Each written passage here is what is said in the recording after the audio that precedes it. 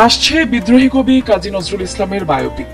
আব্দুল আলিমের পরিচালনায় এই ছবিতে নজরুলের চরিত্রে অভিনয় করছেন কিঞ্জল নন্দ। ছবিতে কবি নজরুলের শৈশব থেকে শেষ জীবন পর্যন্ত অর্থাৎ পুরো জীবনকেই ফুটিয়ে তোলা হবে। বর্তমানে নজরুল সম্পর্কে পড়াশোনা করছেন কিঞ্জল। চরিত্রটি পর্দায় ফুটিয়ে তোলাই নিজের জন্য সবচেয়ে বড় চ্যালেঞ্জ বলে জানান অভিনেতা। তিনি বলেন, এই প্রথম নজরুলের জীবন নিয়ে বায়োপিক হচ্ছে। আমি সত্যি উচ্ছ্বসিত এই সুযোগ পেয়ে। প্রথমে ছবির চিত্রনাট্য পড়ে মুগ্ধ আমি। যার নাম শুনে বড় হয়েছি তাকে নিয়ে এমন একটা ছবি হচ্ছে যার কেন্দ্রীয় চরিত্রে আমি ভাবতেই কেমন যেন লাগছে। এটুকু বলতে পারি, আমরা নজরুল সম্পর্কে যেটুকু জানি তার থেকে অনেক বেশি কিছু আছে এই ছবিতে।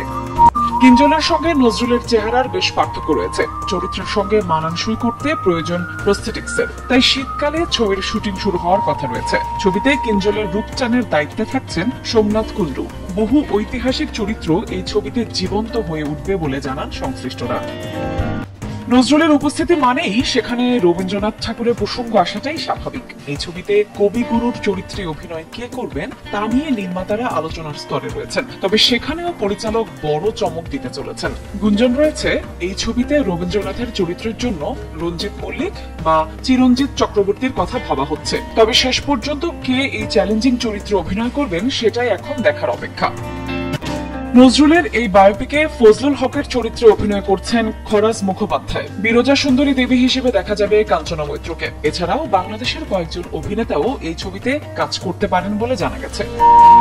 জেবি প্রোডাকশনের ব্যানারে প্রযোজক জাহানারা বেগমের হাত ধরে আসছে বায়োপিকটি। এছাড়া স্ক্রিপ্ট লিখেছেন সৌগত বসু এবং ছবিতে সঙ্গীত পরিচালক হিসেবে কাজ করছেন জয় সরকার। নজরুলের বায়োপিক কঠিন পরীক্ষা, তাই আগামী কয়েক মাস এই ছবির কাস্টিং ও অন্যান্য বিষয়গুলো নিয়ে প্রস্তুতি চলবে বলে জানান সংশ্লিষ্টরা। তবে এরই মধ্যে ছবির নাম ঠিক করা হয়েছে কাজী নজরুল ইসলাম।